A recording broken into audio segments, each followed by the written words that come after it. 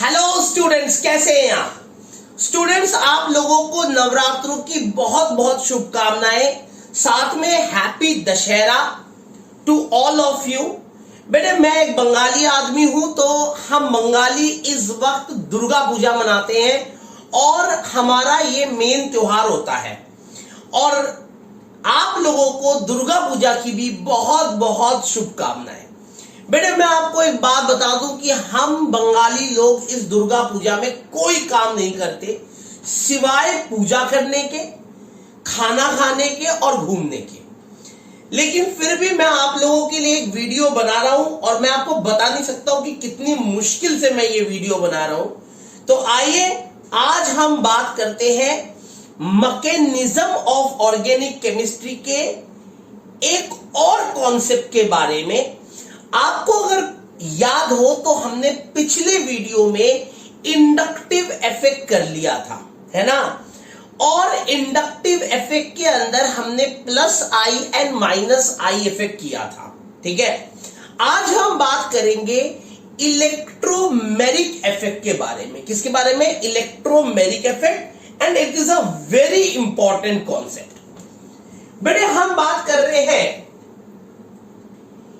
Electromeric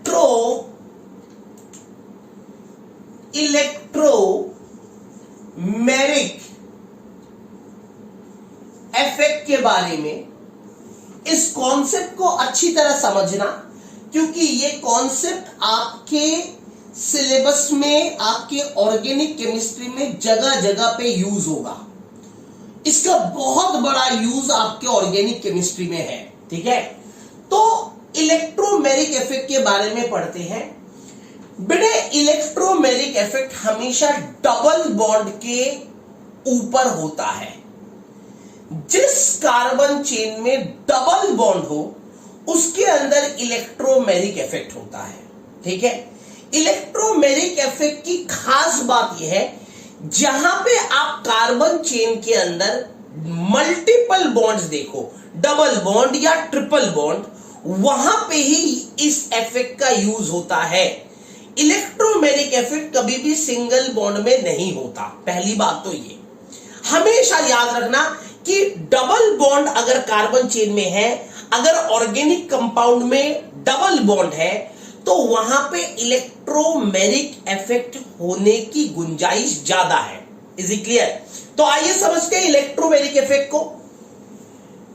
मान लीजिए आपके पास ये एक कार्बन चेन है और इस कार्बन चेन में ये एक डबल बॉन्ड O लगा हुआ है। कहने का मतलब है कि कार्बन चेन के अंदर एक डबल बॉन्ड है यहां पे, और इस डबल बॉन्ड के साथ एक O लगा हुआ है। ये O जो है, ये जो O है, ये एक इलेक्ट्रोनेगेटिव एलिमेंट है, ठीक है। This O is a electronegative element. जब कार्बन चेन में डबल बॉन्ड हो और उस डबल बॉन्ड के साथ एक इलेक्ट्रोनेगेटिव एलिमेंट जुड़ा हुआ हो, ध्यान देना, इलेक्ट्रोनेगेटिव एलिमेंट, ऐसे केस में ये डबल बॉन्ड टूटता है, ये डबल बॉन्ड टूटता है और सारा का सारा electron cloud more electronegative element के ऊपर आके कंसंट्रेट हो जाता है। मतलब सारा का सारा इलेक्ट्रॉन क्लाउड ऑक्सीजन के ऊपर आके कंसंट्रेट हो जाएगा। क्योंकि ऑक्सीजन ज्यादा इलेक्ट्रोनेगेटिव है, तो ऑक्सीजन इलेक्ट्रॉन क्लाउड को अपनी तरफ खींच रहा है। ऑक्सीजन इलेक्ट्रॉन क्लाउड को अपनी तरफ खींच रहा है। ऐसे केस में इस ऑक्सीजन के ऊपर एक नेगेटिव चार्ज आएगा और इस कार्बन के ऊपर एक पॉजिटिव चार्ज आएगा, ठीक है। जब मैं फिर रिपीट कर रहा हूं, एक कार्बन चेन में एक मल्टीपल बॉन्ड है, चाहे वो डबल बॉन्ड हो चाहे वो ट्रिपल बॉन्ड हो, और उस डबल बॉन्ड के साथ एक इलेक्ट्रोनेगेटिव ग्रुप जुड़ा हुआ है।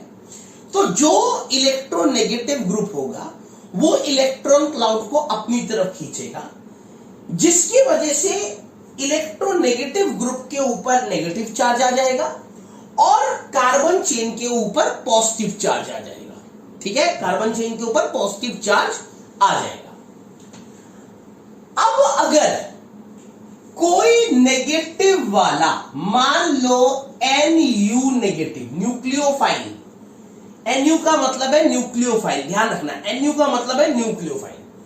मान लो कोई न्यूक्लियोफाइल, आपको पता है nucleophile are negatively charged, nucleophile are negatively charged, या फिर neutral molecules containing lone pair of electrons, जिन्हें हम लुईस बेस भी कहते हैं, लुईस बेस भी कहते हैं। एक बच्चा मेरे से पूछा कि लुईस बेस क्या होता है, तो मैं उन्हें, उस बच्चे को यह बात बताना चाहता हूं कि लुईस बेस वो सब्सटेंस होता है जिसके ऊपर या तो नेगेटिव चार्ज होता है या फिर जिसके पास लोन पेयर ऑफ इलेक्ट्रॉन होता है, जिसके पास एक extra loan pair of electron होता है। समझ में आई बात? तो यहां पे ध्यान से समझना, यहां पे ये न्यूक्लियोफाइल जिसके ऊपर नेगेटिव चार्ज है, ठीक है नहीं। अब जैसे ही इस न्यूक्लियोफाइल ने इस कार्बोनाइल ग्रुप के ऊपर अटैक किया, इस डबल बॉन्ड के ऊपर अटैक किया, तो क्या होगा, ये नेगेटिव वाला इस पॉजिटिव के ऊपर अटैक करेगा। नेगेटिव वाला कहां अटैक करेगा? पॉजिटिव के ऊपर। हमेशा नेगेटिव कहां अटैक करता है? पॉजिटिव के ऊपर। तो अगले ही केस में क्या होगा, ये C, ये NU आ जाएगा, ये NU इस C के साथ जाके जुड़ जाएगा, ये डबल बॉन्ड टूट जाएगा, ये डबल बॉन्ड टूट गया, ये सिंगल बॉन्ड में चेंज हो गया और इस O के ऊपर नेगेटिव चार्ज आ गया। ठीक है, अभी ये स्टेबल नहीं है, दिस इज नॉट स्टेबल, ये स्टेबल नहीं है। अगले ही केस में अगर मान लो कोई पॉजिटिव इसके ऊपर आके अटैक करता है, कोई पॉजिटिव, मान लो E पॉजिटिव, इलेक्ट्रोफाइल, यहां पे E का मतलब क्या है? इलेक्ट्रोफाइल। NU का मतलब था न्यूक्लियोफाइल, E का मतलब है इलेक्ट्रोफाइल। अगर कोई इलेक्ट्रोफाइल आके अटैक करता है तो इलेक्ट्रोफाइल हमेशा पॉजिटिव होता है, पॉजिटिव होता है, मतलब इलेक्ट्रॉन डेफिशिएंट कंपाउंड होता है, ठीक है, लुईस एसिड्स होते हैं बेसिकली ये। और ये जो इलेक्ट्रोफाइल है, ये जो इलेक्ट्रोफाइल है, इलेक्ट्रॉन डेफिशिएंट है, ये कहां अटैक करेगा? ये इस नेगेटिव के ऊपर अटैक करेगा, ये जो नेगेटिव है इसके ऊपर अटैक करेगा। तो अगले ही केस में क्या होगा, ये CNUO और E, ये आपका फाइनल प्रोडक्ट बना, this is your final product. ठीक है बेटे, इलेक्ट्रोमैग्नेटिक इफेक्ट हमेशा पहली बात डबल बॉन्ड के ऊपर, मल्टीपल बॉन्ड के ऊपर होता है। ठीक है, मल्टीपल बॉन्ड में जिस तरफ इलेक्ट्रोनेगेटिव ग्रुप जुड़ा हुआ हो या मोर इलेक्ट्रॉन विड्रॉइंग ग्रुप जुड़ा हुआ हो, वो इलेक्ट्रॉन क्लाउड को अपनी तरफ खींचती है और डबल बॉन्ड को या फिर मल्टीपल बॉन्ड को तोड़ देती है। और जो इलेक्ट्रोनेगेटिव ग्रुप है उसके ऊपर नेगेटिव चार्ज आता है, दूसरे के ऊपर पॉजिटिव चार्ज आता है। और ऐसे केस में अगर एक न्यूक्लियोफाइल अटैक करे तो न्यूक्लियोफाइल हमेशा पॉजिटिव के ऊपर अटैक करेगा। ठीक है, मान लो यही कार्बोनाइल ग्रुप है, ध्यान देना, मान लो यही कार्बोनाइल ग्रुप है सेम। अब बात वही होगी, ये O ज्यादा इलेक्ट्रोनेगेटिव है तो O के ऊपर नेगेटिव चार्ज, C के ऊपर पॉजिटिव चार्ज। ठीक है, मान लो एक इलेक्ट्रोफाइल यहां पे आके अटैक कर रहा है इस कार्बोनाइल ग्रुप के ऊपर, यहां पे एक न्यूक्लियोफाइल अटैक कर रहा था। अब पहले किसने अटैक किया? इलेक्ट्रोफाइल ने अटैक किया। तो अगर इलेक्ट्रोफाइल अटैक करेगा तो इलेक्ट्रोफाइल हमेशा नेगेटिव के ऊपर अटैक करेगा और अगले ही केस में जो कंपाउंड है वो कुछ इस तरीके सा बन जाएगा, इस तरीके का, और इसके ऊपर आपका पॉजिटिव चार्ज आएगा। Now this is not stable, ये स्टेबल नहीं है, ये स्टेबल नहीं है। ठीक है, नहीं। अगले ही केस में क्या हुआ? अगले ही केस में ध्यान देना, अगले ही केस में क्या हुआ, एक न्यूक्लियोफाइल ने आके अटैक किया, क्योंकि अभी ये पॉजिटिव चार्ज है, इस कार्बन के ऊपर पॉजिटिव चार्ज है, स्टेबल नहीं है, तो एक न्यूक्लियोफाइल आके अटैक करेगा और न्यूक्लियोफाइल इस पॉजिटिव के ऊपर आके अटैक करेगा और जो आपका प्रोडक्ट बनेगा वो ये बनेगा। ठीक है, ये आपका प्रोडक्ट बनेगा। अब आप बोलोगे कि सर प्रोडक्ट तो सेम है, ये भी प्रोडक्ट और ये प्रोडक्ट, ये प्रोडक्ट और ये प्रोडक्ट दोनों तो सेम है सर, दोनों में फर्क क्या है? बेटे फर्क इफेक्ट का है, फर्क इफेक्ट का है। ये जो इलेक्ट्रोमैग्नेटिक इफेक्ट है ये डिपेंड करता है कि पहले कौन अटैक कर रहा है, हु इज अटैकिंग फर्स्ट। पहले केस में देखो, पहले केस में एक न्यूक्लियोफाइल पहले अटैक कर रहा है, एक नेगेटिव वाला पहले अटैक कर रहा है। ठीक है, तो ऐसे केस में हम इसे कहते हैं माइनस ई इफेक्ट। क्या कहते हैं? Minus E effect. Minus E effect क्यों? क्योंकि एक नेगेटिव वाला पहले अटैक कर रहा है। यहां पे देखो पहले कौन अटैक कर रहा है? एक पॉजिटिव वाला अटैक कर रहा है। कौन अटैक कर रहा है? पॉजिटिव वाला। तो ऐसे केस में हम इसे क्या कहते हैं? Plus E effect. तो इलेक्ट्रोमैग्नेटिक इफेक्ट डिपेंड करता है किसके ऊपर? किसके ऊपर डिपेंड करता है? कौन से फैक्टर के ऊपर डिपेंड करता है? ये डिपेंड करता है कि पहले कौन अटैक कर रहा है, इस फैक्टर के ऊपर डिपेंड करता है। अगर पहले माइनस इफेक्ट, माइनस अटैक कर रहा है, कोई नेगेटिव ग्रुप अटैक कर रहा है, तो उसे कहते हैं माइनस ई इफेक्ट। अगर पहले कोई पॉजिटिव ग्रुप अटैक कर रहा है तो इसे कहते हैं plus E effect. Is it clear? This is known as the electromagnetic effect. बेटे एक बात ध्यान रखना, जो आपने इंडक्टिव इफेक्ट पढ़ा था वो एक परमानेंट इफेक्ट था। Permanent effect. इंडक्टिव इफेक्ट एक परमानेंट इफेक्ट होता है। समझ में आई बात? जो चार्ज उसके अंदर क्रिएट हो जाता है इंडक्टिव इफेक्ट के अंदर, वो परमानेंटली होता है, परमानेंटली। समझ में आई बात? लेकिन इंडक्टिव इफेक्ट एक टेम्पोररी इफेक्ट है। टेम्पोररी इफेक्ट का मतलब है कि ये डबल बॉन्ड है, इस डबल बॉन्ड के एक तरफ इलेक्ट्रोनेगेटिव ग्रुप है, एक तरफ इलेक्ट्रोपॉजिटिव ग्रुप है। तो इलेक्ट्रोनेगेटिव ग्रुप के ऊपर एक नेगेटिव चार्ज डेवलप होगा, इलेक्ट्रोपॉजिटिव ग्रुप के ऊपर एक पॉजिटिव चार्ज डेवलप होगा। बाकी कुछ भी नहीं होगा अनटिल अनलेस कोई नेगेटिव वाला अटैक करने आए, अनटिल अनलेस कोई पॉजिटिव वाला अटैक करने आए। मतलब जब तक कोई अटैक नहीं करेगा तब तक इस इफेक्ट का इस कंपाउंड के ऊपर कोई फर्क नहीं पड़ेगा, कोई फर्क नहीं पड़ेगा। लेकिन इंडक्टिव इफेक्ट में ऐसा नहीं था। इंडक्टिव इफेक्ट में जैसे ही इफेक्ट क्रिएट हुआ, बॉन्ड कार्बन और हेलोजन का बॉन्ड वीक पड़ रहा था। इंडक्टिव इफेक्ट की बात कर रहा हूं, कार्बन और हेलोजन का बॉन्ड वीक हो जा रहा था और ऐसे केस में हेलोजन जो है वो कार्बन में से खुद ब खुद अलग हो जा रहा था। वो किसी का इंतजार नहीं कर रहा था कि कोई आके अटैक करेगा तभी मैं अलग होऊंगा, नहीं।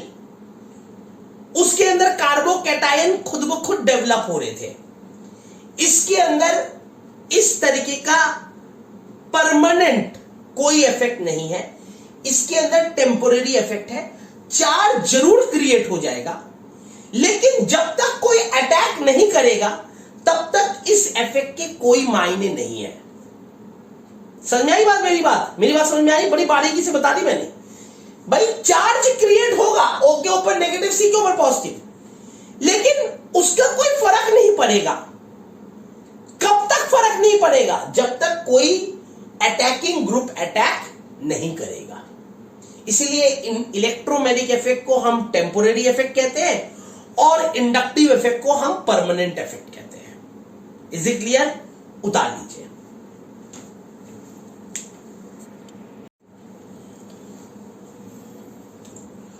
तो बेटे अब हम इस इफेक्ट को इस इफेक्ट को मैकेनिज्म के तौर पे यूज करने वाले हैं, ऑर्गेनिक केमिस्ट्री में यूज करने वाले हैं।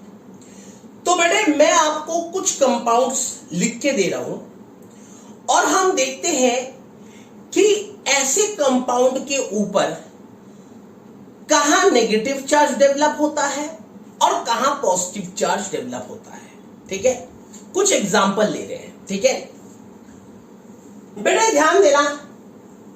मान लीजिए आपके पास ये एक कार्बन चेन है, देखो अच्छी तरीके से, ये एक कार्बन चेन है और इस कार्बन चेन में यहां पे डबल बॉन्ड है, मल्टीपल बॉन्ड है। अब जैसे ही आपने मल्टीपल बॉन्ड देखा तो आपकी आंखें खुल गई और आपने कहा यार जॉयसन ने तो बताया था कि अगर मल्टीपल बॉन्ड है तो उसके अंदर इलेक्ट्रोमैग्नेटिक इफेक्ट है ना। तो बेटे अब डिपेंड करता है, अब बात ये उठती है कि इलेक्ट्रोमैग्नेटिक इफेक्ट तो होगा ही होगा इसके अंदर, बिल्कुल सही बात है।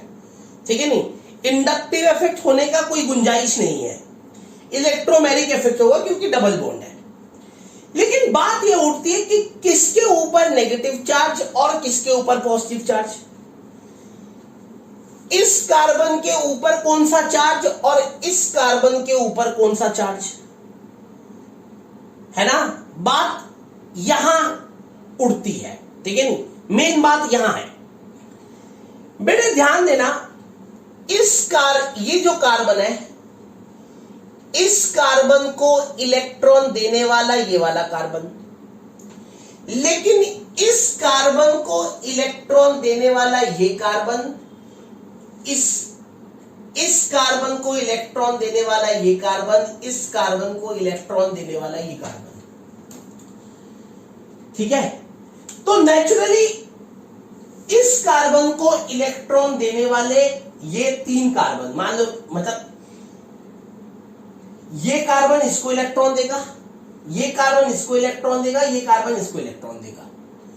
तो नेचुरली इसके पास ऑप्शन ज्यादा है, इसके पास ऑप्शन कम है, इस कार्बन के पास ऑप्शन कम है।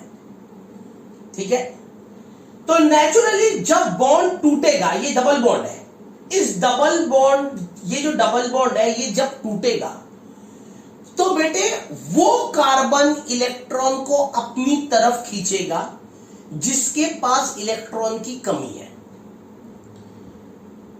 समझ आई बात। आपने देखा है वो रास्ते में बारात चल रही होती है, लोग पैसे लुटा रहे होते हैं। अब नेचुरली लोग पैसे लुटा रहे होते हैं, मतलब नोट फेंक रहे होते हैं, 10-10 की गड्डी, 5-5 की गड्डी, 20-20 की गड्डी। लेकिन उन नोटों की तरफ सभी लोग कूद के नहीं जाते, सभी लोग उन नोटों को उठाने के लिए नहीं जाते, झट से कूद गए, ऐसा नहीं है, सब नहीं जाते। उन नोटों को उठाने के लिए वही लोग जाते हैं जिनको उन नोटों की जरूरत हो, जिनके पास कमी हो। इलेक्ट्रॉन के केस में भी ऐसा ही है, जिसके पास इलेक्ट्रॉन की कमी होगी वो इलेक्ट्रॉन को ज्यादा तेजी से लेगा, और जिसके पास इलेक्ट्रॉन की कमी नहीं होगी वो इलेक्ट्रॉन को लेने की कोशिश नहीं करेगा। यहां पे इस कार्बन के पास सिर्फ ये एक कार्बन है जो इसको इलेक्ट्रॉन दे रहा है, जबकि इस कार्बन के को इलेक्ट्रॉन दे रहा है ये वाला कार्बन, इसको इलेक्ट्रॉन दे रहा है ये वाला कार्बन, इसको इलेक्ट्रॉन दे रहा है ये वाला कार्बन। तो कहने का मतलब है कि बैकअप इस कार्बन के पास ज्यादा है और इस कार्बन के पास बैकअप कम है। तो इस कार्बन को लगता है कि मेरे पास इलेक्ट्रॉन की कमी है, हमेशा ये बात महसूस होती है, इस कार्बन को हमेशा ये बात महसूस होती है कि मेरे पास इलेक्ट्रॉन की कमी है। ऐसे केस में जब डबल बॉन्ड टूटता है तो इलेक्ट्रॉन क्लाउड हमेशा इस कार्बन के ऊपर जाता है और इस कार्बन के ऊपर नेगेटिव चार्ज क्रिएट होता है और इस कार्बन के ऊपर पॉजिटिव चार्ज क्रिएट होता है। यानी डबल बॉन्ड के जिस तरफ कार्बन चेन छोटी है उस तरफ नेगेटिव चार्ज, और डबल बॉन्ड के जिस तरफ कार्बन चेन लंबी है उस तरफ पॉजिटिव चार्ज। ठीक है, अब मान लो यही चीज ऐसे होती,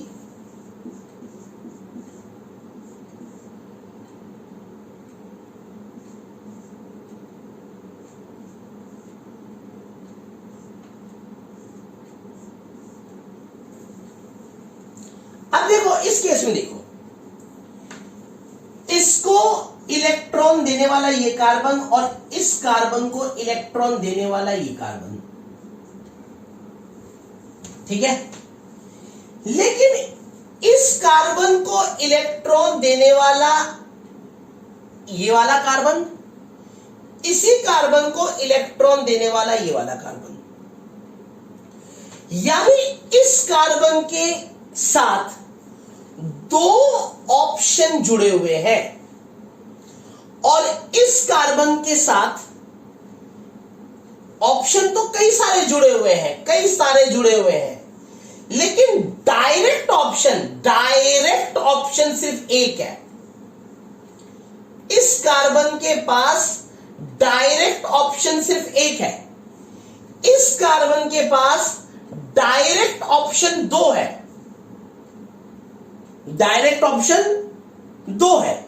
तो नेचुरली इस कार्बन के पास इलेक्ट्रॉन डेंसिटी ज्यादा होगी और ऐसे केस में बॉन्ड जब टूटेगा तो इस कार्बन के ऊपर नेगेटिव चार्ज आएगा और इस कार्बन के ऊपर पॉजिटिव चार्ज आएगा। Is it clear? ये बात समझ में आ गई? This is the main use of electromagnetic effect. समझ में आई बात? बेटे ध्यान से समझना, यहां पे दोनों के पास इस कार्बन के पास भी डायरेक्ट एक ही ऑप्शन था, इस कार्बन के पास भी डायरेक्ट एक ही ऑप्शन था। ऐसे केस में हमने, दोनों के पास डायरेक्ट एक ही ऑप्शन है, तो ऐसे केस में हमने इनडायरेक्ट ऑप्शन को अपॉर्चुनिटी दे दी। भाई इस कार्बन के पास डायरेक्ट एक ही ऑप्शन था, लेकिन इनडायरेक्ट बहुत सारे ऑप्शन थे, और इस कार्बन के पास डायरेक्ट एक ही ऑप्शन था लेकिन इनडायरेक्ट ऑप्शन नहीं थे। तो ऐसे केस में हमने कहा कि भाई इस कार्बन के पास इलेक्ट्रॉन की कमी है, ये कार्बन इलेक्ट्रॉन क्लाउड को अपनी तरफ खींचेगा। इलेक्ट्रॉन क्लाउड को वही अपनी तरफ खींचता है जिसके पास इलेक्ट्रॉन की कमी है। समझ में आई बात? यहां पे केस थोड़ा सा डिफरेंट है। इस कार्बन के पास डायरेक्ट दो ऑप्शन है, इस कार्बन के पास डायरेक्ट एक ऑप्शन है। तो नेचुरली अगर इस कार्बन के पास डायरेक्ट एक ऑप्शन है, दो ऑप्शन है, तो इस कार्बन के ऊपर इलेक्ट्रॉन डेंसिटी बढ़ जाएगी और ऐसे केस में इलेक्ट्रॉन क्लाउड हमेशा उस कार्बन के पास जाएगा जिस कार्बन के पास इलेक्ट्रॉन की कमी है, क्योंकि इसके पास तो एक ही ऑप्शन है डायरेक्ट। तो ये कार्बन कहता है कि मेरे पास इलेक्ट्रॉन की कमी है, ऐसे केस में ये इलेक्ट्रॉन को अपनी तरफ खींचता है और इलेक्ट्रॉन क्लाउड को अपनी तरफ खींचता है, और अगर ये बॉन्ड टूटेगा तो नेगेटिव चार्ज इस कार्बन के ऊपर आएगा और पॉजिटिव चार्ज इस कार्बन के ऊपर आएगा। Is it clear to you? तो ये मैंने आपको एग्जाम्पल के साथ इलेक्ट्रोमैग्नेटिक इफेक्ट बिल्कुल क्लियर कर दिया है। आपको तकलीफ नहीं होनी चाहिए इसके बाद। जिसको ये बात समझ में नहीं आई, वीडियो को दोबारा रिवाइंड करके देखो, पक्का समझ में आएगी, 100% है ये बात। Is it clear? उतार लीजिए।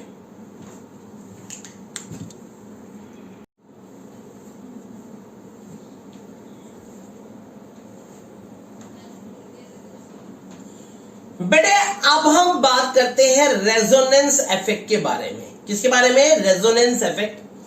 बेटे one of the most important part है ऑर्गेनिक केमिस्ट्री का, और मैं आपको बताऊं इस कॉन्सेप्ट का ऑर्गेनिक केमिस्ट्री में जगह जगह पे यूज है।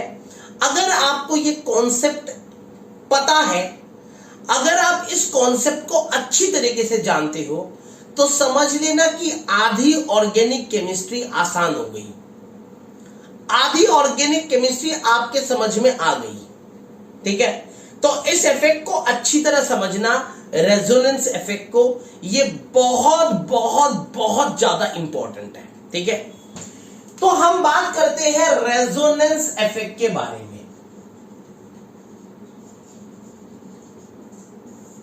बेटे रेजोनेंस इफेक्ट को हम आर इफेक्ट भी कहते हैं, आर इफेक्ट कहते हैं, या फिर इसको मेसोमेरिक इफेक्ट भी कहते हैं।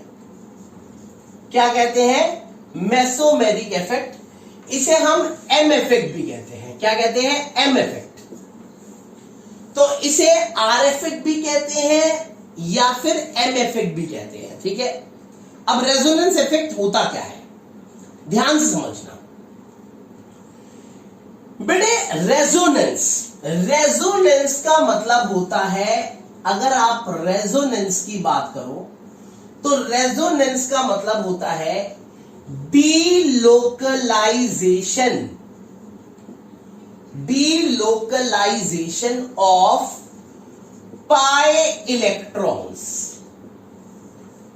इसका मतलब है डीलोकलाइजेशन ऑफ पाई इलेक्ट्रॉन्स, मतलब पाई इलेक्ट्रॉन का खाना बदोश होना। अब ये बड़ा खतरनाक सी हिंदी बोल दी ना, खाना बदोश, मतलब पाई इलेक्ट्रॉन का एक जगह से दूसरी जगह लगातार मूव करते रहना। खाना बदोश एक हिंदी वर्ड है जिसका मतलब है कोई फिक्स्ड प्लेस का ना होना, कोई फिक्स्ड लोकेशन का ना होना। समझ आई बात? मेरी बात को ध्यान से समझना। जब हम रेजोनेंस की बात करते हैं तो रेजोनेंस होता है डीलोकलाइजेशन ऑफ पाई इलेक्ट्रॉन्स, मतलब जो पाई इलेक्ट्रॉन्स है, पाई इलेक्ट्रॉन्स का मतलब है डबल बॉन्ड का इलेक्ट्रॉन। डबल बॉन्ड का इलेक्ट्रॉन एक जगह स्थिर नहीं है, एक जगह लोकेट नहीं है, उसका कोई फिक्स्ड लोकेशन नहीं है, वो लगातार एक जगह से दूसरी जगह मूव करता है, लगातार एक जगह से दूसरी जगह मूव करता है। Is it clear? अब इसको अच्छी तरह समझेंगे, कैसे मूव करता है, क्यों मूव करता है, किस वजह से मूव करता है। मैं आपको एक एक बात बताने वाला हूं, कोई परेशानी वाली बात नहीं है यार, कोई टेंशन नहीं है। Organic chemistry is very easy यार, वेरी वेरी इजी। आप जॉयसन के साथ हो यार, ठीक है। तो बेटे रेजोनेंस बेसिकली दो तरीके के होते हैं, रेजोनेंस इफेक्ट दो तरीके के होते हैं, ध्यान से सुनना। अगर आप रेजोनेंस इफेक्ट की बात करें, पहले हम इस कॉन्सेप्ट को समझ लेते हैं, फिर हमारा काम बहुत आसान हो जाएगा। रेजोनेंस इफेक्ट दो तरीके के होते हैं। पहला प्लस आर इफेक्ट, जिसे हम प्लस एम इफेक्ट भी कहते हैं, ठीक है। और दूसरा होता है माइनस आर इफेक्ट, जिसे हम माइनस एम इफेक्ट भी कहते हैं। ध्यान से सुनना, ध्यान से सुनना, बहुत ध्यान से बेटे। रेजोनेंस का ऑर्गेनिक केमिस्ट्री में कैसे यूज है, उस बात को मैं आपको समझाऊंगा, मेरी बात को ध्यान से सुनना। रेजोनेंस इफेक्ट दो तरीके के हैं, एक है प्लस आर इफेक्ट, एक है minus R effect. Plus R effect को प्लस एम इफेक्ट कहते हैं और माइनस आर इफेक्ट को माइनस एम इफेक्ट कहते हैं, ठीक है। अगर आपका बेंजीन के ऊपर, बेंजीन रिंग के ऊपर, अब बेंजीन रिंग क्यों लिया, क्योंकि ऑर्गेनिक केमिस्ट्री में बेसिकली बेंजीन रिंग का इस्तेमाल होता है, जहां पर रेजोनेंस हमें ज्यादा देखने को मिलता है। वैसे रेजोनेंस बहुत सारे मॉलिक्यूल्स के अंदर देखने को मिलता है, नॉर्मली बहुत सारे मॉलिक्यूल्स के अंदर देखने को मिलता है।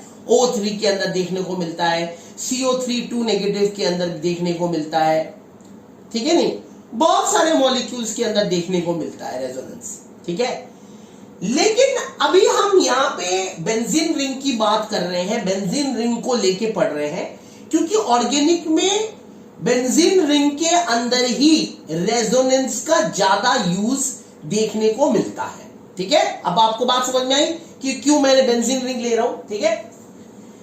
अगर बेंजीन रिंग के ऊपर, ध्यान से सुनना मेरी बात को, ध्यान से, अगर बेंजीन रिंग के ऊपर इलेक्ट्रॉन डोनेटिंग ग्रुप जुड़ा हुआ है, EDG, इलेक्ट्रॉन डोनेटिंग ग्रुप, तो ऐसे केस में इलेक्ट्रॉन डोनेटिंग ग्रुप बेंजीन को इलेक्ट्रॉन देगा, इलेक्ट्रॉन डोनेटिंग ग्रुप बेंजीन को इलेक्ट्रॉन देगा, ठीक है।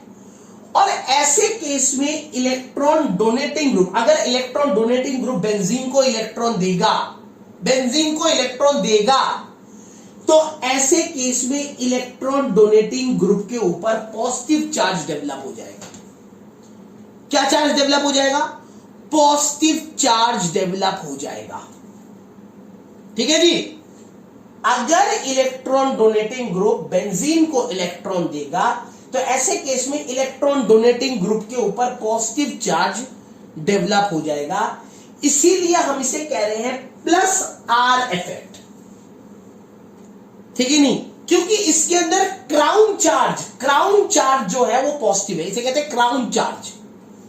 क्राउन चार्ज मतलब मुकुट के ऊपर चार्ज क्या है, मत्थे के ऊपर चार्ज क्या है, समझ आई बात।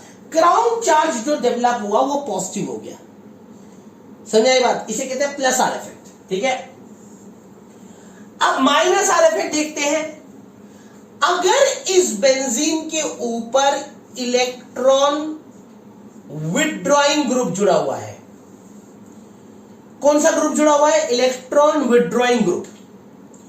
तो ऐसे केस में इलेक्ट्रॉन विथड्रॉइंग ग्रुप इलेक्ट्रॉन को खींचेगा, बेंजीन से इलेक्ट्रॉन खींचेगा, बेंजीन से इलेक्ट्रॉन खींचेगा, ठीक है नहीं। यहां इलेक्ट्रॉन डोनेटिंग ग्रुप इलेक्ट्रॉन दे रहा था, यहां पे ये इलेक्ट्रॉन विथड्रॉइंग ग्रुप इलेक्ट्रॉन ले रहा है, तो ये बेंजीन से इलेक्ट्रॉन खींचेगा, समझेगा। और इस इलेक्ट्रॉन विथड्रॉइंग के ऊपर नेगेटिव चार्ज आएगा, तो क्राउन चार्ज क्या डेवलप हुआ? माइनस। क्राउन चार्ज क्या डेवलप हुआ? माइनस। इसीलिए हम इसे कहते हैं माइनस आर इफेक्ट, समझ में आई बात। आप ध्यान से सुनना। अब हम बात करते हैं कि प्लस आर इफेक्ट कौन कौन से ऐसे इलेक्ट्रॉन डोनेटिंग ग्रुप है जो प्लस आर इफेक्ट शो करते हैं। कहने का मतलब है ऐसे कौन कौन से ग्रुप्स हैं जो इलेक्ट्रॉन डोनेटिंग है, सीधा का मतलब यह है। ऐसे कौन कौन से ग्रुप्स हैं जो इलेक्ट्रॉन डोनेटिंग ग्रुप की तरह बिहेव करता है, ठीक है, इलेक्ट्रॉन डोनेटिंग ग्रुप की तरह बिहेव करता है, ये देखेंगे बेटे। याद रखना इलेक्ट्रॉन डोनेटिंग ग्रुप कौन कौन से हैं। एक आपका है आर का मतलब है एल्काइल ग्रुप। एक आपका है OR का मतलब है एल्कोक्सी ग्रुप, एल्कोक्सी मतलब ईथर, ठीक है। और एक आपका है ये ROR, ठीक है, ROR, और एक है आपका हेलोजन। ये जो तीनों आप देख रहे हो ये है माइल्ड इलेक्ट्रॉन डोनेटिंग ग्रुप। ये माइल्ड इलेक्ट्रॉन डोनेटिंग ग्रुप है, मतलब ये इलेक्ट्रॉन देते तो है बेंजीन को, लेकिन उतना एग्रेसिवली नहीं देते, उतना एग्रेसिवली, समझाई बात, जान प्राण लुटा के नहीं देते, समझाई बात। जैसे मेरी गर्लफ्रेंड मेरे से प्यार करती थी, लेकिन उतना एग्रेसिवली नहीं करती थी। जैसे हिंदी फिल्मों में दिखाते ना, मैं तुम्हारे बिना मर जाऊंगा या मर जाऊंगी, ठीक है नहीं, देखा है ना। पद्मावती देखी है ना, पद्मावती में क्या होती है, पद्मावती देखी ना पिक्चर, उसके अंदर क्या होती है, वो जैसे ही शाहिद कपूर मर जाता है तो दीपिका पादुकोण अपने आप को आग में झोंक देती है। तो वो एग्रेसिवली अपना जान प्राण लुटा दिया। लेकिन मेरी गर्लफ्रेंड ऐसी नहीं थी। मेरी गर्लफ्रेंड थी क्या है, ठीक है यार, ठीक है, समझ रहे ना, अब तुम चले गए तो चले गए भाई, क्या कर सकते हैं। तो यहां पे भी वही वाली बात है, ये माइल्ड है, mild electron donating group. Electron देते हैं लेकिन माइल्ड, उतना एग्रेसिवली नहीं देते, ठीक है। ऐसे ही याद रखना OH, ध्यान से देखना, OH, NH2, OH and NH2 ये भी इलेक्ट्रॉन डोनेटिंग है, ये दोनों भी इलेक्ट्रॉन डोनेटिंग है। OH भी इलेक्ट्रॉन डोनेटिंग है, NH2 भी इलेक्ट्रॉन डोनेटिंग है, ठीक है। लेकिन ये स्ट्रॉन्ग इलेक्ट्रॉन डोनेटिंग ग्रुप है। तो RORX mild electron donating group है, OH NH2 strong electron donating group है। अब आप बोलोगे कि सर ये माइल्ड एंड स्ट्रॉन्ग का यूज क्या है, आपके दिमाग में आएगा सर ये माइल्ड और स्ट्रॉन्ग का यूज क्या है। तो बेटे यूज थोड़ी देर बाद बताऊंगा, थोड़ा आगे बताऊंगा, ठीक है। आपको एक एक बार अपने दिमाग में फीड करते रहनी है, ठीक है, नहीं, ध्यान से समझना। और मैं आपको एक एक बात बताऊंगा, घबराने की जरूरत नहीं है, आपके सारे सवालों का जवाब दूंगा, ठीक है। अब माइनस आर इफेक्ट की बात करते हैं। Minus R effect electron withdrawing group की वजह से होता है। अब इलेक्ट्रॉन विड्रॉइंग ग्रुप जो है, सबसे ज्यादा इलेक्ट्रॉन विड्रॉइंग ग्रुप है आपका NO2, सबसे ज्यादा, ठीक है। सबसे ज्यादा जो इलेक्ट्रॉन विड्रॉइंग ग्रुप है वो है आपका NO2, ठीक है। उसके बाद आपका है CN, उसके बाद है COOH, CHO, ठीक है, COOR, एस्टर, COOR भी इलेक्ट्रॉन विड्रॉइंग ग्रुप है, ठीक है। जितने भी ग्रुप एंडिंग फंक्शनल ग्रुप है, ये बात दिमाग में रखना। मैं आपको एक टेक्निक बताता हूं, जितने भी ग्रुप एंडिंग फंक्शनल ग्रुप है, ग्रुप एंडिंग तो जानते हो ना, जो जहां लगता है वहां पे कार्बन चेन खत्म हो जाती है। जितने भी ग्रुप एंडिंग फंक्शनल ग्रुप है वो सारे इलेक्ट्रॉन, वो सारे के सारे इलेक्ट्रॉन विड्रॉइंग होते हैं, वो सारे के सारे इलेक्ट्रॉन विड्रॉइंग होते हैं।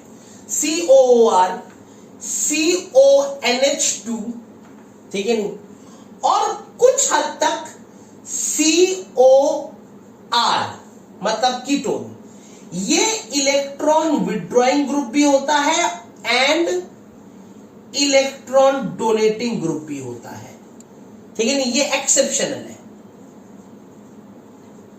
कीटोन एक्सेप्शनल है, कीटोन एक्सेप्शनल है। इसको छोड़ के ये सारे जितने भी हैं जो आपके सामने हैं, NO2, CN, COOH, CHO, COOR, CONH2, ये सारे इलेक्ट्रॉन विड्रॉइंग ग्रुप है। क्या है? Electron withdrawing group. और मैंने आपको बता दिया जितने भी ग्रुप एंडिंग फंक्शनल ग्रुप होते हैं वो सारे इलेक्ट्रॉन विड्रॉइंग ग्रुप होते हैं, ठीक है, ध्यान रहेगा। Is it clear? तो this is your resonance effect. तो माइनस आर इफेक्ट आपको समझ में आ गया, प्लस आर इफेक्ट आपको समझ में आ गया, ठीक है नहीं, माइनस एंड प्लस समझ में आ गया, ठीक है नहीं। अब हम रेजोनेंस की बात करेंगे और रेजोनेंस को समझेंगे कि किस तरीके से रेजोनेंस होता है, किस तरीके से डीलोकलाइजेशन ऑफ पाई इलेक्ट्रॉन्स होते हैं, ठीक है, डीलोकलाइजेशन ऑफ पाई इलेक्ट्रॉन्स होते हैं, ठीक है। उतार लीजिए।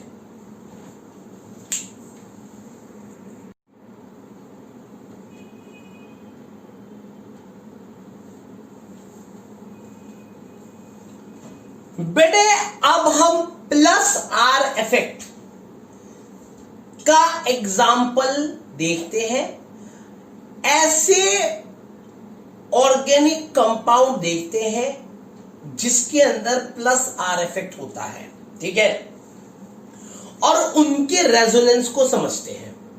कुछ मैं करूंगा, कुछ आप करेंगे, ठीक है, मतलब मैं आपको कुछ करके दिखाऊंगा, उसके बाद आपको कुछ होमवर्क दूंगा और आप भी खुद प्रैक्टिस करेंगे, ठीक है। Is it clear? तो सबसे पहले हम देखते हैं प्लस आर इफेक्ट वाले कंपाउंड का रेजोनेंस, ठीक है। और कहने का मतलब है अगर इलेक्ट्रॉन डोनेटिंग ग्रुप लगा हुआ हो, if electron donating group is attached, ठीक है। सबसे पहले मैं ले लेता हूं फेनॉल। ये आपका फेनॉल है, ध्यान देना, ये आपका फेनॉल है, दिस इज योर फेनॉल।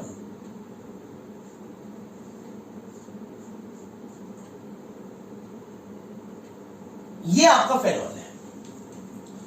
बेटे ध्यान से सुनना, सिलेबस में बहुत तगड़े तरीके से ये टॉपिक है, मौजूद है, और नेचुरली मैं इन टॉपिक्स को यहां पे करा रहा हूं, तो नेचुरली आगे मैं इन टॉपिक्स को दोबारा छेड़ने की कोशिश नहीं करूंगा, दोबारा समझाने की कोशिश नहीं करूंगा, क्योंकि मुझे 11th का भी कराना पड़ रहा है, आपके बेसिक्स को भी स्ट्रॉन्ग बनाना पड़ रहा है, सब कुछ कराना पड़ रहा है, तो आपको मेरा थोड़ा साथ निभाना पड़ेगा।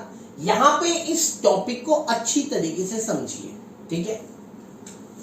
ये आपका फेनॉल है। अब यहां पे क्या है, इस बेंजीन के ऊपर ये OH ग्रुप जुड़ा हुआ है और ये OH ग्रुप इलेक्ट्रॉन डोनेटिंग है। क्या है? इलेक्ट्रॉन डोनेटिंग, ठीक है। तो नेचुरली अगर ये OH ग्रुप इलेक्ट्रॉन डोनेटिंग है तो ये OH ग्रुप इलेक्ट्रॉन देगा बेंजीन को, है ना। और कहने का मतलब है बेंजीन इलेक्ट्रॉन विड्रॉइंग है। अगर OH इलेक्ट्रॉन डोनेटिंग है तो बेंजीन इलेक्ट्रॉन विड्रॉइंग है। और आपको ये बात पता है कि benzene is a electron withdrawing group, ये बात आपको पता है। तो क्या होता है कि ये बेंजीन इलेक्ट्रॉन को अपनी तरफ खींचता है। जैसे ही बेंजीन इलेक्ट्रॉन को अपनी तरफ खींचता है तो ये जो लोन पेयर ऑफ इलेक्ट्रॉन है, ये जो लोन पेयर ऑफ इलेक्ट्रॉन देख रहे हो, ऑक्सीजन के ऊपर 2 लोन पेयर ऑफ इलेक्ट्रॉन है, ये जो लोन पेयर ऑफ इलेक्ट्रॉन है ऑक्सीजन का, ये loan pair of electron oxygen इस बेंजीन को दे देता है। जैसे ही बेंजीन इलेक्ट्रॉन खींचता है तो ऑक्सीजन अपना loan pair of electron benzene को देता है, ठीक है। जैसे ही बेंजीन को लोन पेयर ऑफ इलेक्ट्रॉन देता है तो ध्यान देना, इधर ध्यान दो, ध्यान दो इधर, सभी बच्चे इधर ध्यान दीजिए। तो क्या होगा, जैसे ही ये लोन पेयर आएगा, आपके पास पहले क्या था, आपके पास पहले ऐसा था ना, है ना। ये एक लोन पेयर तो ऐसा का ऐसा ही रह गया, ये लोन पेयर ऊपर वाला तो ऐसा का ऐसा ही रह गया। लेकिन ये जो लोन पेयर है, ऑक्सीजन ने अपना ये लोन पेयर बेंजीन को दे दिया, तो नेचुरली इस लोन पेयर ने यहां पे एक बॉन्ड बना दिया,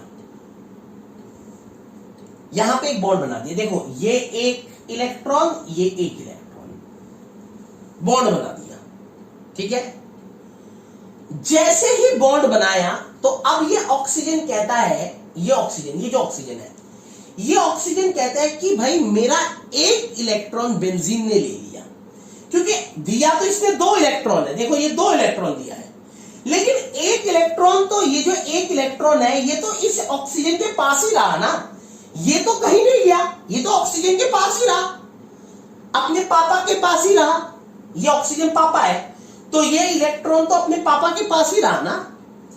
लेकिन ये जो दूसरा इलेक्ट्रॉन है वो बेंजीन के पास चले गया, तो ऑक्सीजन कहता है कि मेरा एक इलेक्ट्रॉन बेंजीन ने ले लिया।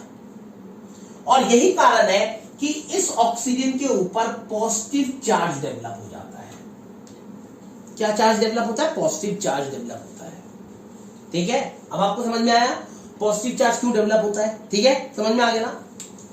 अब देखो आगे की बात सुनो। अगर आप देखो तो ये बेसिकली एक कार्बन है, ये यहां पे एक कार्बन है, ये कार्बन है। तो अगर आप देखो तो ये बेसिकली हर एक पॉइंट पे कार्बन है, हर एक पॉइंट पे कार्बन है, ठीक है नहीं।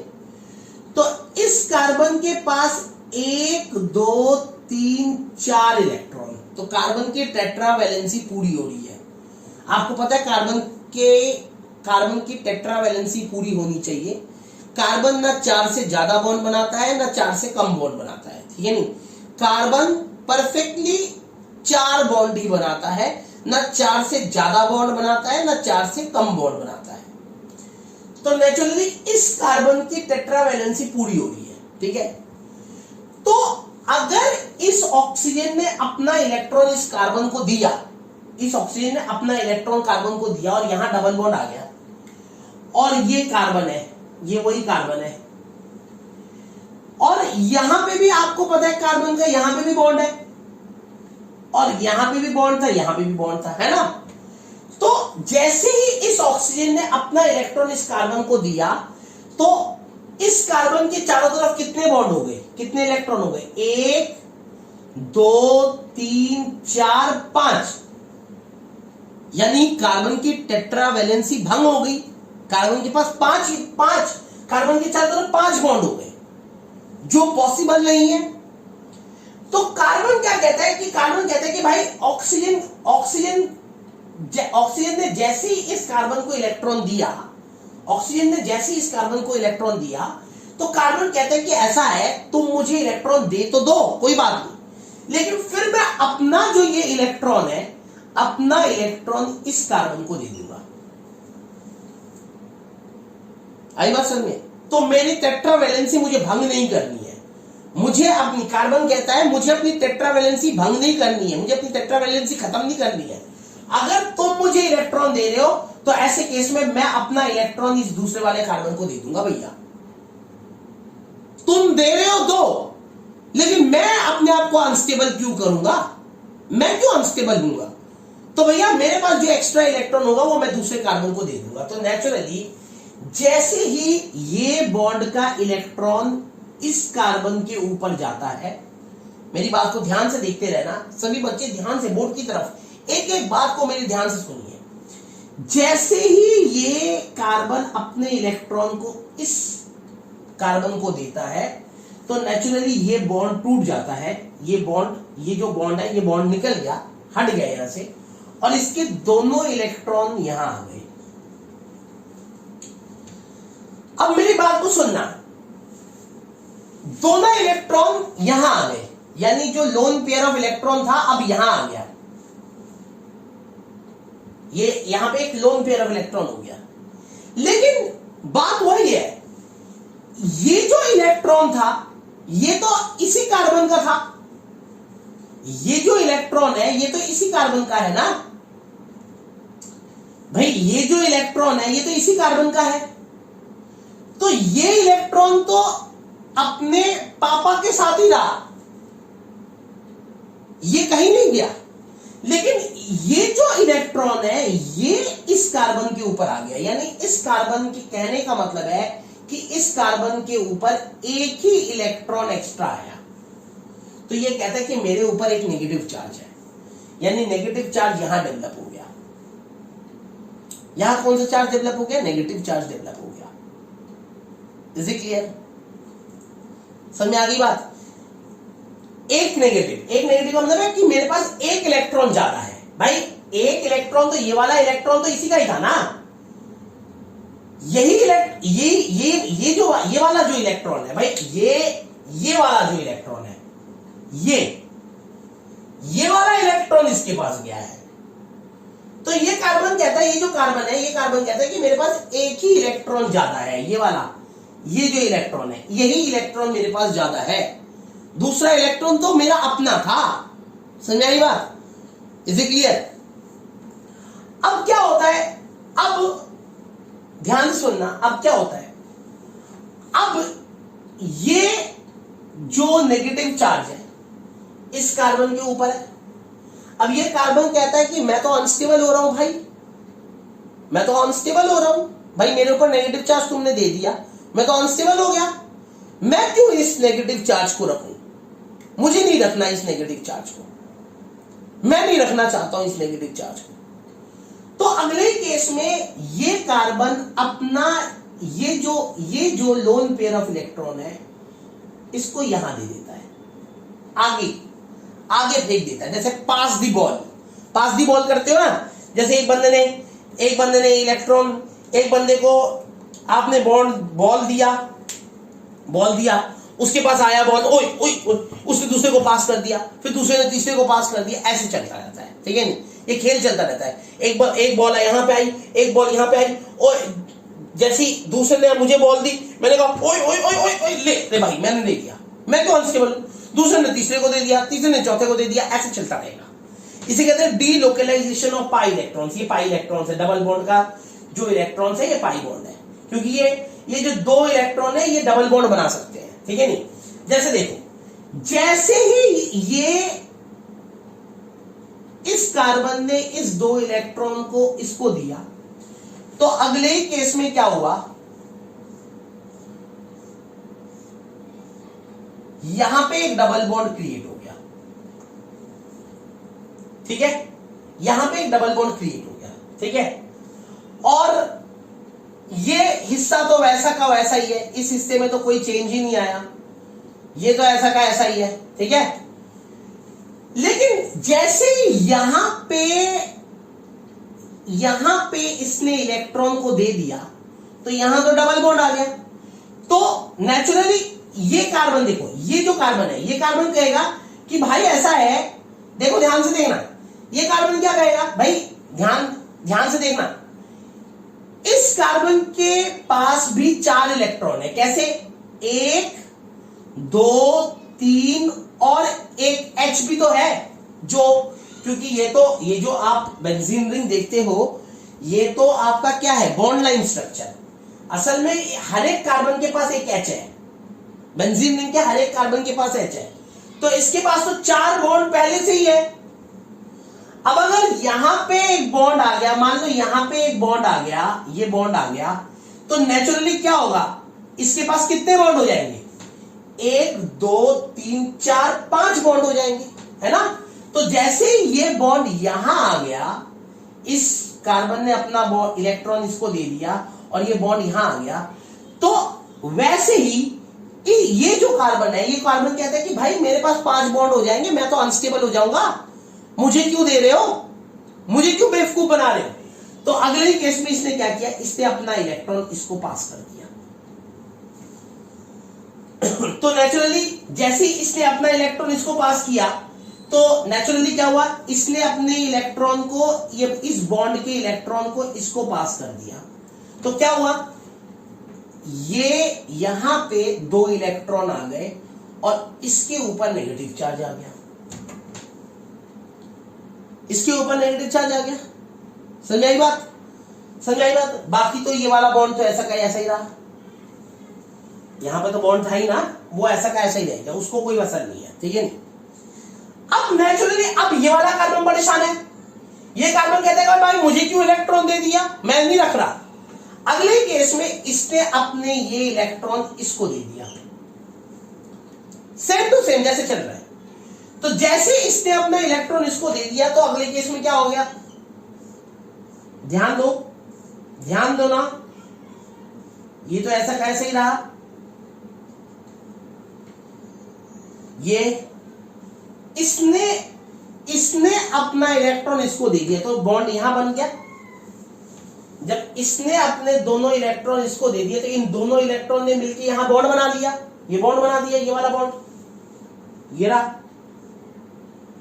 तो जैसे ही बॉन्ड बना दिया, तो यहां पे तो पहले ही बॉन्ड था भाई, ये वाला यहां पे तो पहले ही बॉन्ड था ना, इस पॉइंट पे, ये जो पॉइंट देख रहे हो, ये जो पॉइंट है, यहां पे तो पहले ही बॉन्ड था।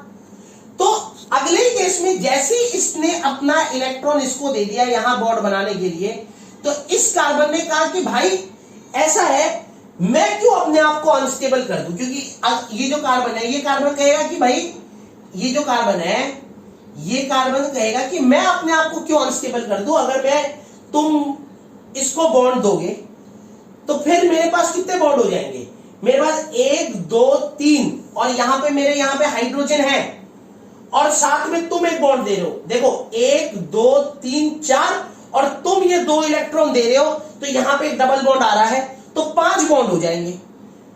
तो मेरे को 5 बॉन्ड नहीं चाहिए, मुझे 4 ही बॉन्ड चाहिए। तो अगले केस में क्या किया, जैसे ही आपने इसको इलेक्ट्रॉन दिया, इस इलेक्ट्रॉन को यहां दिया, यहां दिया, तो ऐसे ही ये जो कार्बन है इसने अपने इलेक्ट्रॉन को इसको दे दिया।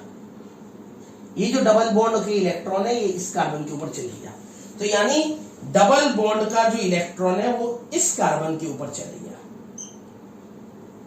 अब नेगेटिव चार्ज यहां आ गया, अब नेगेटिव चार्ज कहां आ गया, यहां आ गया। अब इस कार्बन के ऊपर एक एक्स्ट्रा इलेक्ट्रॉन है, ठीक है।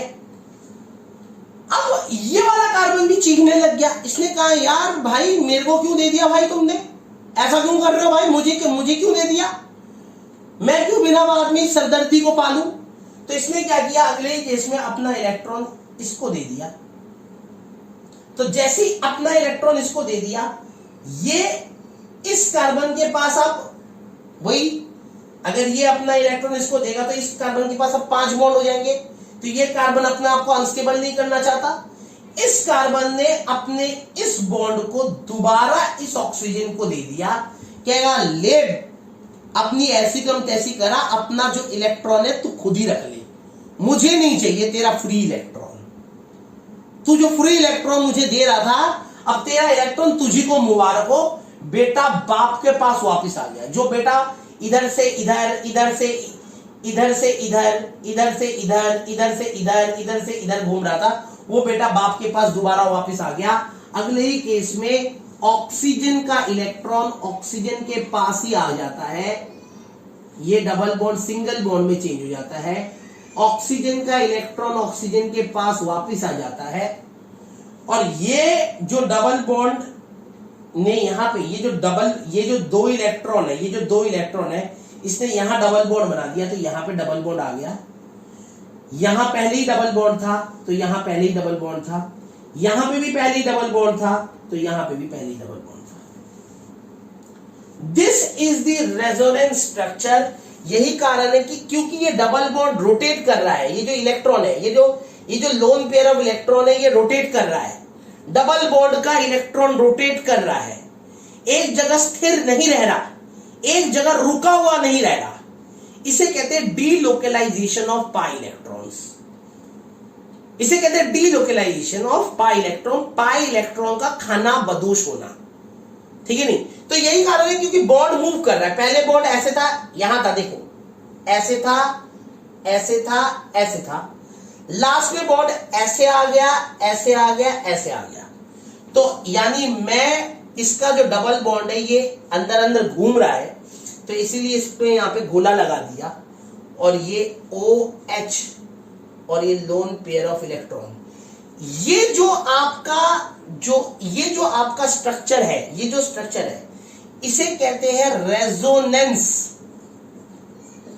हाइब्रिड, रेजोनेंस हाइब्रिड, इसे कहते हैं रेजोनेंस हाइब्रिड, क्योंकि ये कह रहा है ये इन सब का मिला जुला स्ट्रक्चर है, ये जो स्ट्रक्चर है ये इन सब का मिला जुला स्ट्रक्चर है, क्योंकि ये कह रहा है कि मेरा जो डबल बॉन्ड है वो लगातार घूम रहा है, ये शो कर रहा है, तो ये रेजोनेंस हाइब्रिड है। और ये जो आप जो भी देख रहे हो, ये जो आप देख रहे हो, इन्हें कहते हैं कॉन्ट्रीब्यूटिंग स्ट्रक्चर। क्या कहते हैं हम, contributing structure. Is it clear? तो this is a plus R effect, ठीक है, which is shown by a electron donating group when a electron donating group is attached with the benzene. आई बात समझ में? Is it clear to you? कोई doubt, कोई परेशानी समझ में आ गई ना? अच्छी तरीके से उतार दीजिए।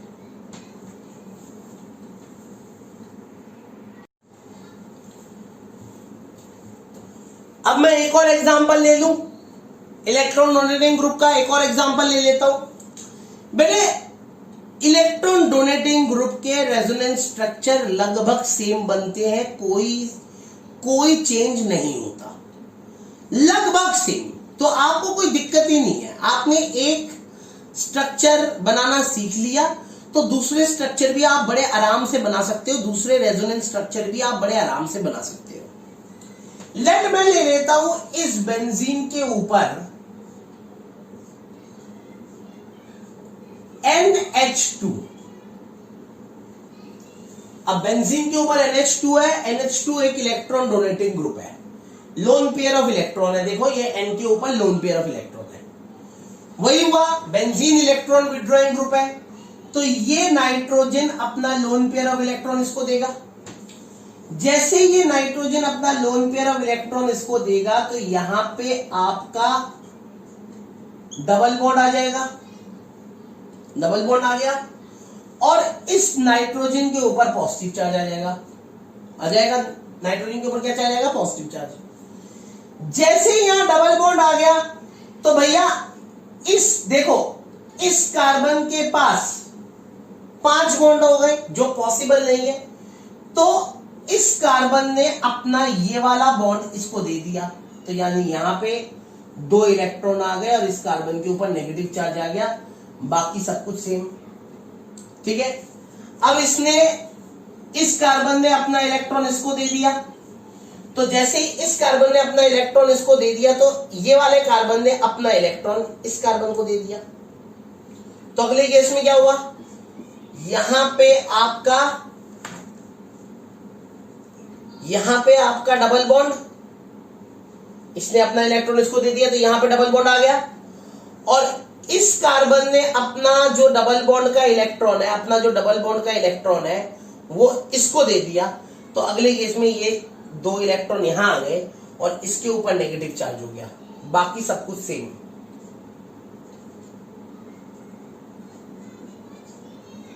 ठीक है, अगले केस में इसने अपना इलेक्ट्रॉन इसको दे दिया, ये इलेक्ट्रॉन इधर आ गया, तो इधर आ गया तो क्या हुआ, यहां पे डबल बॉन्ड आ गया, बाकी सब कुछ सेम।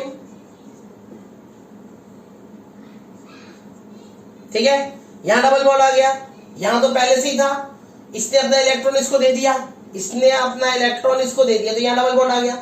तो जैसे यहां डबल बॉन्ड आया तो इस कार्बन ने अपना इलेक्ट्रॉन इसको दे दिया, तो यानी यहां पे आपके 2 इलेक्ट्रॉन आ गए, या नेगेटिव चार्ज आ गया। अब दोबारा बेटा बाप के पास वापस जाएगा, इसने अपना इलेक्ट्रॉन इसको दे दिया तो बेटा बाप के पास वापस आ गया। तो जब बेटा बाप के पास वापस आ गया, घर वापसी हो गई,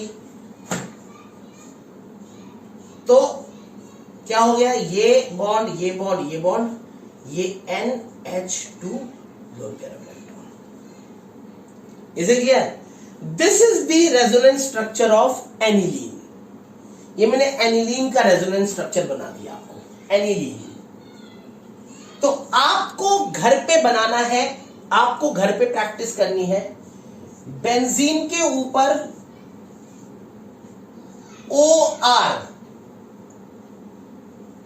का रेजोनेंस स्ट्रक्चर बनाना है। ठीक है, ये आपका एल्कोक्सी बेंजीन है। ठीक है, R का मतलब है यहां पे CH3। ठीक है, R का मतलब है यहां पे CH3, तो मैं लिख देता हूं इसको anisole, resonance structure of anisole, ये आपका होमवर्क है। ठीक है, और बेंजीन के ऊपर ये क्लोरीन।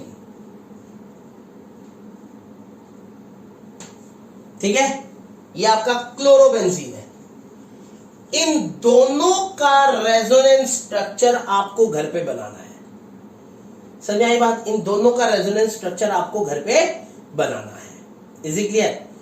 नेक्स्ट जो मेरा वीडियो होगा that is the last video on mechanism, उसके बाद haloalkanes and haloarenes chapter start करेंगे। अगला जो मेरा वीडियो होगा that is the last video of mechanism, आखिरी वीडियो होगा मैकेनिज्म का।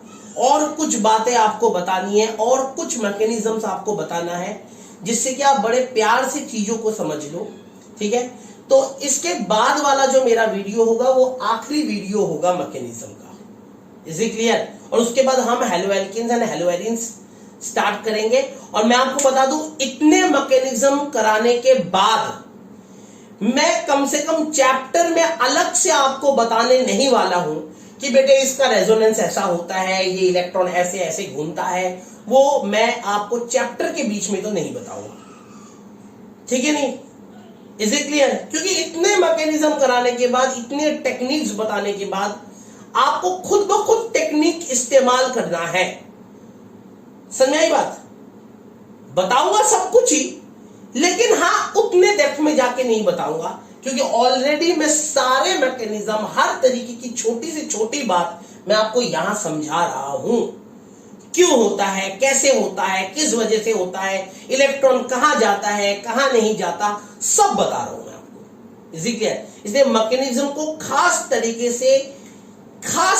से समझो, जिससे कि आपको आने वाले चैप्टर्स में कोई प्रॉब्लम ना हो। समझ में आई बात? आने वाले चैप्टर्स में कोई प्रॉब्लम ना हो, मक्खन की तरह चैप्टर निकल जाए, ठीक है? टेक्निक्स आपको पता होंगी तो आप उन टेक्निक्स का बड़े प्यार से अप्लाई करोगे और आप समझ जाओगे, खुद ब खुद समझ जाओगे कि ये ऐसे ऐसे हुआ है। आपको रटना नहीं पड़ेगा, मगअप नहीं करना पड़ेगा। Is it clear? तो ये दोनों होमवर्क आप करके रखिए। अगली क्लास में हम फिर मिलेंगे, कुछ और मैकेनिज्म्स को करेंगे और इस मैकेनिज्म वाले टॉपिक को खत्म करेंगे, ठीक है? Thank you very much. मेरे चैनल को लाइक करिए, शेयर करिए एंड सब्सक्राइब करिए। और ये दुर्गा पूजा का वक्त है, वीडियो एक आधी ऊपर नीचे हो सकती है, एक आधा थोड़ा लेट अपलोड हो सकता है, ठीक है? क्योंकि दुर्गा पूजा का वक्त है, इस वक्त वैसे ही वीडियो बनाना बहुत मुश्किल है। दशहरा के बाद हमारी दुर्गा पूजा खत्म हो जाएगी, तो फिर नॉर्मलाइज हो जाएगा सब कुछ, ठीक है? टाटा, बाय बाय, शब्बा खैर।